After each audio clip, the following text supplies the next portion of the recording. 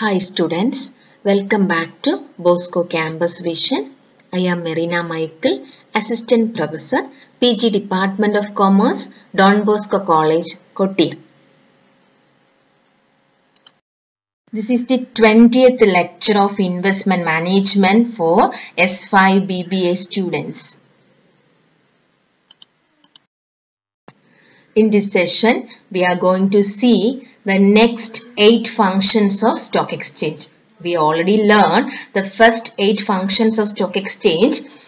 Today, in this session, we are going to see the balance functions of stock exchange. That is, economic barometer, control on companies, attracts foreign capital, monetary and fiscal policies, safety of capital and fair dealing, proper channelization of capital, regulation of company management, then lastly, barometer of business progress. Let's start with the 9th function, that is economic barometer. The most important function of a stock exchange is that it acts as an economic indicator of conditions prevailing in the country. A politically and economically strong government will have an upward trend in the stock market, whereas an unstable government with heavy borrowings from other countries will have a downward trend in the stock market. So, every government will adopt policies in such a manner that the stock exchange remains dynamic. That is, the next function is economic barometer. What do you mean by economic barometer? നമുക്കറിയാം നമ്മുടെ stock മാർക്കറ്റിന്റെ രീതി അനുസരിച്ചാണ് നമ്മുടെ economic conditions മാറുന്നതിനനുസരിച്ച് stock market മാറും. Stock മാർക്കറ്റിലെ indices എന്താണോ കാണിക്കുന്നത് അതായിരിക്കും ആ രാജ്യത്തിന്റെ stability. A politically and economically strong government ആണെങ്കിൽ സ്റ്റോക്ക് മാർക്കറ്റ് ഒരു അപ്വേർഡ് ട്രെൻഡ് ആയിരിക്കും. നേരെ തിരിച്ചും വൈസ് വേഴ്സ, നേരെ ഒരു പൊളിറ്റിക്കലി അൺസ്റ്റേബിൾ ആണെങ്കിൽ സ്റ്റോക്ക് മാർക്കറ്റ് ഇൻഡീസസും ഡൗൺവേർഡ് ആയിരിക്കും. അതുകൊണ്ട് തന്നെ എല്ലാ ഗവൺമെന്റും ഒരു നല്ല പോളിസീസ് എങ്ങനെയാണ് സ്റ്റോക്ക് എക്സ്ചേഞ്ച് ഡൈനാമിക് ആയിട്ട് കൊണ്ടുപോകുക, റിമൈൻസ് ഡൈനാമിക് എന്ന് വെച്ചാൽ സെക്യൂരിറ്റീസിന്റെ ഷെയർസിന്റെയും ഡിബഞ്ചേഴ്സിന്റെയും പ്രൈസസ് ഏത് രീതിയിൽ നല്ലതുപോലെ കൊണ്ടുപോകാം. അന്നേരം ഈ സ്റ്റോക്ക് എക്സ്ചേഞ്ച് ആണ് എക്കണോമിക് ഇൻഡിക്കേറ്റർ ആയിട്ട് പ്രവർത്തിക്കുക. അതുകൊണ്ടാണ് stock exchange act as an economic barometer of all the conditions providing in that particular country. Next one, control on companies. One of the major function of stock exchange is that it has control on companies. The companies listing their securities in the stock exchange has to submit their annual report and audited balance sheet to the stock exchange.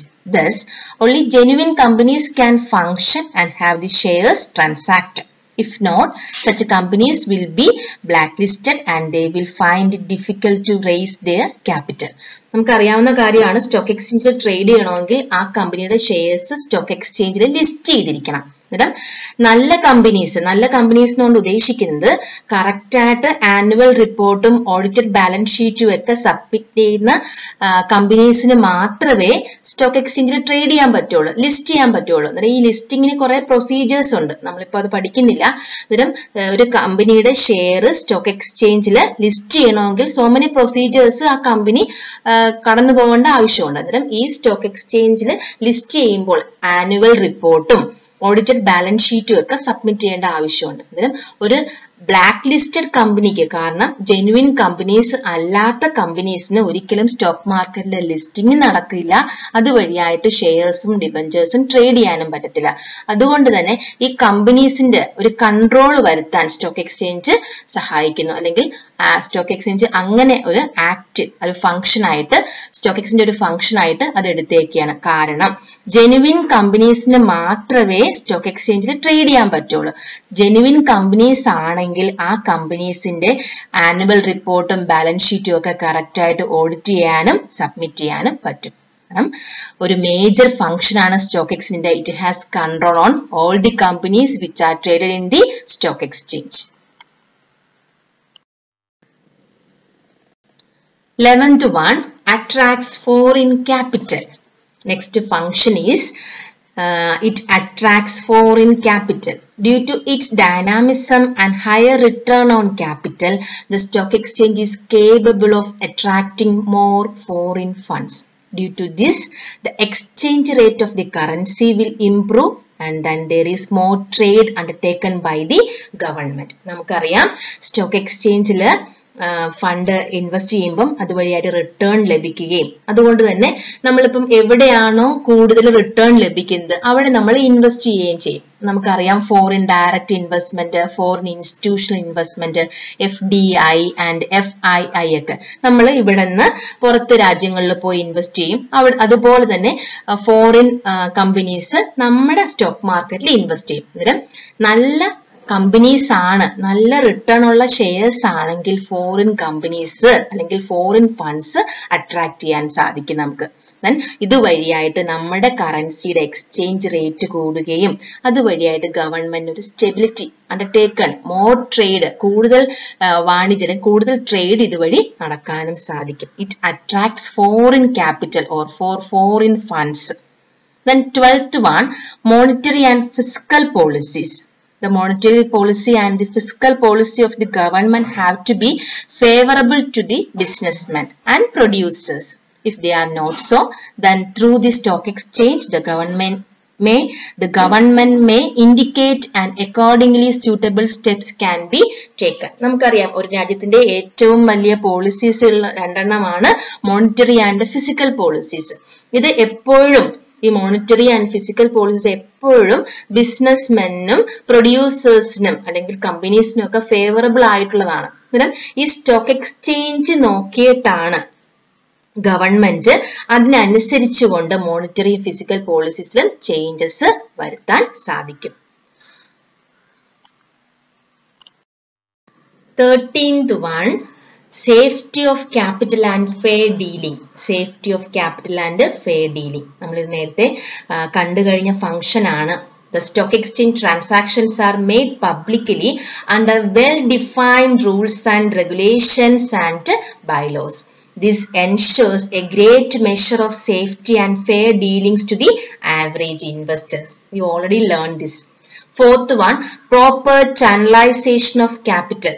Proper channelization of capital. Stock exchange directs the flow of savings into the most productive and profitable investment avenues. Then it is the proper channelization of capital. 15th one, 15th function of stock exchange, that is regulation of company management. The companies which want to get their securities listed in the stock exchange should have to follow certain rules and fulfill certain conditions. The stock exchange safeguards the interest of the investing public and also regulates the company management. നമ്മളിത് നേരത്തെ ഒരു control on company management എന്ന ഫംഗ്ഷനിൽ കണ്ടതാണിത്. Stock എക്സ്ചേഞ്ചിൽ കമ്പനീസിനെ regulate ചെയ്യുന്നു, അതുപോലെ strict rules and റെഗുലേഷൻസും certain കണ്ടീഷൻസും നമ്മൾ നേരത്തെ പറഞ്ഞ് നിങ്ങൾ ഓർക്കുന്നുണ്ടോ മക്കളെ? Annual report, audited balance sheet ഒക്കെ സബ്മിറ്റ് ചെയ്താൽ മാത്രമേ സ്റ്റോക്ക് എക്സ്ചേഞ്ചിൽ ഷെയർസ് ലിസ്റ്റ് ചെയ്യാൻ പറ്റുള്ളൂ. അങ്ങനെയുള്ള കമ്പനീസിന് മാത്രമേ സ്റ്റോക്ക് എക്സ്ചേഞ്ചിൽ ട്രേഡ് ചെയ്യാൻ പറ്റുള്ളൂ. അതുകൊണ്ട് തന്നെ stock exchange safe guards the interest of the investing public and also regulates the company management. Last function, it is the barometer of business progress. Stock exchanges function as a barometer of the business conditions in the country. Booms and depressions are reflected by the index of prices of various securities maintained by the stock exchange. By analyzing the ups and downs of the stock market quotations, the causes for the changes in the business climate can be ascertained. It acts as a barometer of the business progress എന്ന് വെച്ചാൽ നമ്മുടെ ബിസിനസിന്റെ climate എന്താണ്, നമ്മുടെ climate എന്ന് means ബിസിനസിന്റെ പ്രവർത്തനങ്ങൾ എങ്ങനെയാണ്, മുന്നോട്ട് പോകാൻ പറ്റുന്നതാണോ, ups and downs, stock market കൊട്ടേഷൻസിൽ നമ്മുടെ കമ്പനിയുടെ ഷെയർസിന്റെ ഉയർച്ച താഴ്ചകൾ എങ്ങനെയാണ്, ഇത് കണ്ടുകൊണ്ട് നമ്മുടെ ബിസിനസിന്റെ ചുറ്റുപാട് എന്താണെന്ന് മനസ്സിലാക്കിക്കൊണ്ട് നമ്മുടെ ബിസിനസ് പ്രോഗ്രസ് എങ്ങനെയാണെന്ന് വിലയിരുത്താൻ സ്റ്റോക്ക് എക്സ്ചേഞ്ച് ഹെൽപ്പ് ചെയ്യുന്നു. It function as A barometer of the business conditions in the country. നമുക്കറിയാം ഇത് എക്കണോമിക് ബാരോമീറ്റർ ആയിട്ട് പ്രവർത്തിക്കുമെന്ന് നമ്മൾ ഇതിന്റെ ഫസ്റ്റ് ഫംഗ്ഷനിൽ കണ്ടു. നമുക്കറിയാം ഒരു ബിസിനസിന്റെ അല്ലെങ്കിൽ ഒരു എക്കോണമിയുടെ ബൂംസും ഡിപ്രഷൻസും റിഫ്ലക്ട് ചെയ്യുന്നത് ആ കൺട്രിയുടെ സെക്യൂരിറ്റീസിൽ സ്റ്റോക്ക് മാർക്കറ്റിലെ ഇൻഡെക്സിലെ പ്രൈസ് വേരിയേഷൻസ് അനുസരിച്ച് ബൂംസും ഡിപ്രഷൻസിനും അനുസരിച്ചുകൊണ്ട് സെക്യൂരിറ്റീസിന്റെ പ്രൈസിലും അപ്സ് ആൻഡ് ഡൗൺസ് ഉണ്ടാകും. അന്നേരം ഈ മാർക്കറ്റ് കൊട്ടേഷൻസിന്റെ അപ്സ് ആൻഡ് ഡൗൺസ് മനസ്സിലാക്കിക്കൊണ്ട് എന്തൊക്കെയാണ് കാരണങ്ങൾ ബിസിനസിന്റെ ആ കൺസേൺഡ് അല്ലെങ്കിൽ ആ പെർട്ടിക്കുലർ ഷെയറിനെ എന്താണ് കുറവും കൂടുതലും ഉണ്ടാകുന്നത് എന്ന് പഠിച്ചുകൊണ്ട് നമ്മുടെ ബിസിനസ് പ്രോഗ്രസിനെ വിലയിരുത്താനും അതുവഴി ബിസിനസ്സിന് മുന്നോട്ട് മാറ്റം വരുത്താനും സ്റ്റോക്ക് എക്സ്ചേഞ്ച് ഹെൽപ്പ് ചെയ്യുന്നു. That is the last function.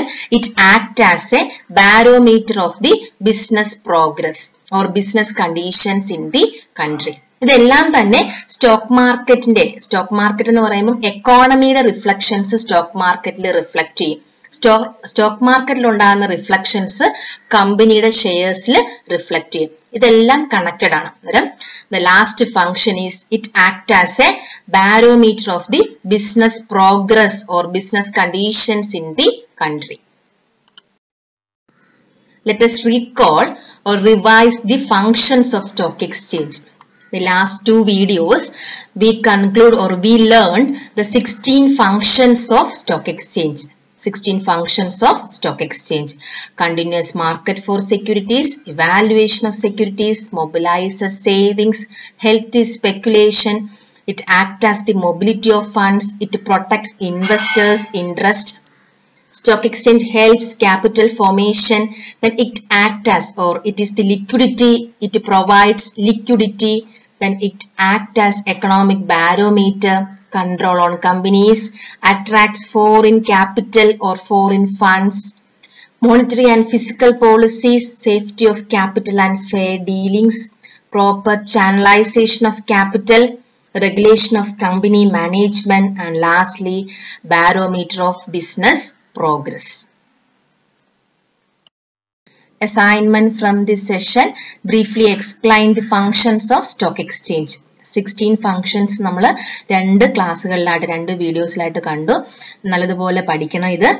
കാരണം യൂണിവേഴ്സിറ്റി ക്വസ്റ്റ്യൻസിൽ പലപ്പോഴും ചോദിച്ചിട്ടുള്ള ഒന്നാണ്. അതുകൊണ്ട് നല്ലതുപോലെ നിങ്ങൾ കാണുക, ഇത് മനസ്സിലാക്കി എടുക്കുക. Then write the assignment. Briefly explain the functions of stock exchange. Thank you students. Thank you for watching this video.